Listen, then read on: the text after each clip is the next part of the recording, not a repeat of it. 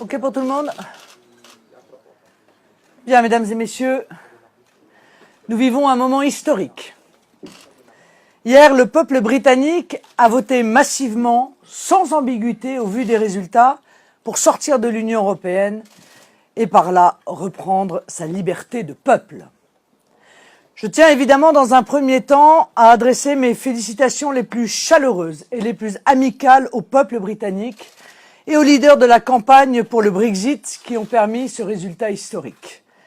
Mon ami et allié au Parlement européen, Madame Janice Atkinson, Monsieur Johnson, le très courageux ancien maire de Londres, le patron du UKIP, Nigel Farage, et tous ceux, connus ou anonymes de quelque bord politique qu'ils soient, qui se sont investis dans cette campagne.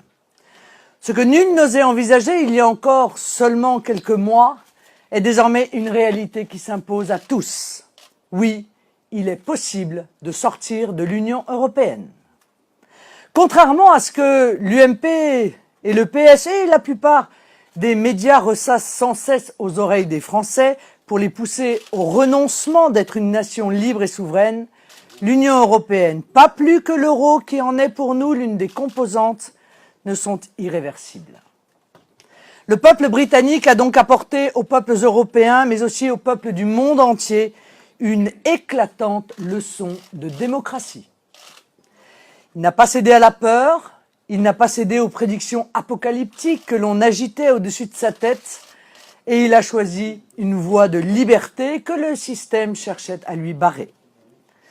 Je vous rappellerai seulement les déclarations gravement menaçantes des différents dirigeants européens, et notamment les propos scandaleux de M. Juncker, jusqu'à celle du président Obama pour faire pression sur le peuple britannique, l'intimider et le contraindre à la soumission. À présent que ce choix démocratique a été fait, nous allons évidemment rester attentifs au comportement des institutions européennes qui n'ont d'autre choix que de respecter ce vote, que de respecter cette aspiration claire à la liberté. Nous aurons sur ce point la plus grande vigilance.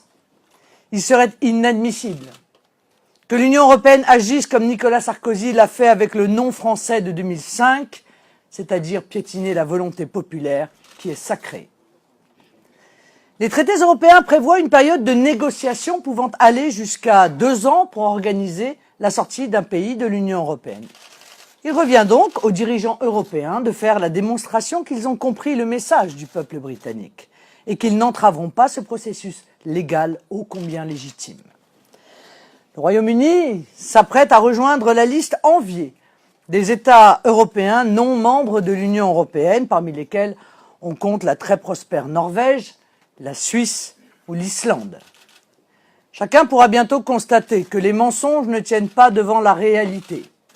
Non seulement le Royaume-Uni continuera à commercer et échanger avec les pays d'Europe, mais il le fera peut-être avec encore plus d'efficacité qu'avant son indépendance.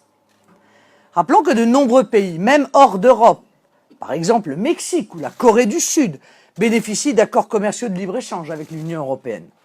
On aurait du mal à comprendre qu'on refuse la mise en œuvre d'accords commerciaux bilatéraux négociés avec un voisin d'Europe. Ce référendum jouera un rôle important aux oreilles de ceux qui croient, souvent de bonne foi, que plus rien ne serait possible sans l'Union européenne. Trompés qu'ils sont par les discours catastrophistes de ceux qui n'ont plus que la peur comme seul argument. L'hystérie, on le sait, ne doit pas nous impressionner. Ce n'est pas à la finance internationale de dicter sa loi au peuple. Le cours des bourses n'a pas vocation à diriger nos vies.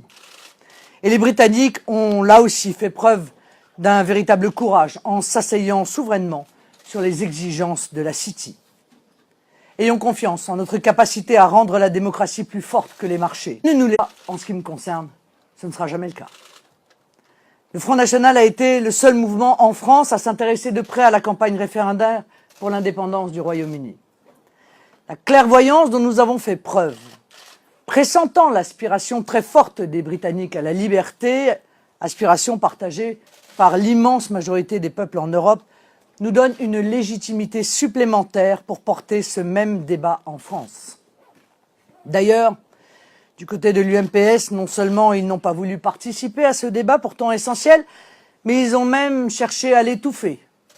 Systématiquement, les questions européennes sont mises sous le tapis alors que l'Union européenne et les Britanniques l'ont bien compris, eux qui n'ont pourtant à subir ni l'euro ni les affres de l'espace Schengen, est la pierre angulaire de toutes les crises que nous connaissons. Je le rappelle, il ne peut y avoir de véritable politique menée dans un pays tant que celui-ci est sous le joug européen. La politique n'est qu'opérette tant que la souveraineté n'existe pas réellement. Toute possibilité d'action en France dépend aujourd'hui essentiellement de nos choix européens dans tous les domaines.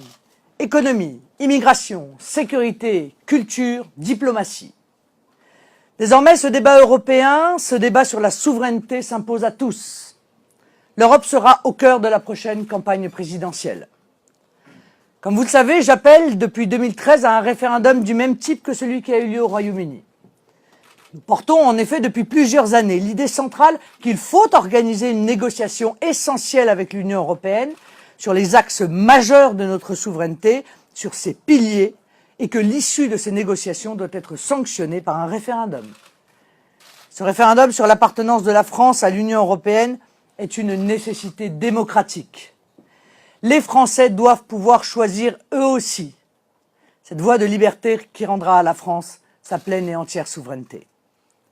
Si je suis porté aux responsabilités, cet engagement politique pris bien avant l'idée même d'un référendum au Royaume-Uni prendra la forme d'un référendum qui se tiendra au terme d'une négociation de 6 mois avec la Commission européenne en vue de récupérer nos 4 souverainetés fondamentales, monétaire et budgétaire, économique, territoriale et législative.